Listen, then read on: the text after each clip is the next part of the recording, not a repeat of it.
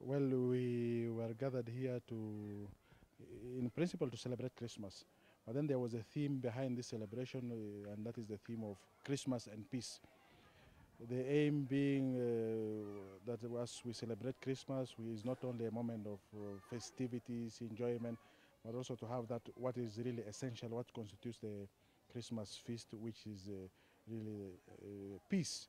And the theme was elaborated in the talk that was concerned with the birth of Christ as the announcement, as the beginning of peace.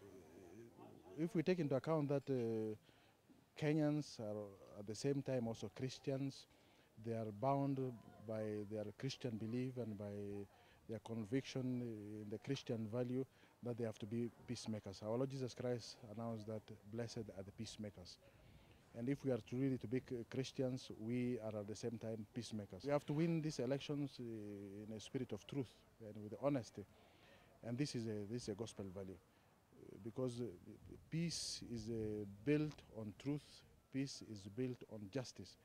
And any election that is not just, any election that is not founded on truth, any election that is having deception behind it is not just, and therefore that will not be peace. That will not be a peaceful one. So I encourage that people be truthful and people be honest in order to have a peaceful election.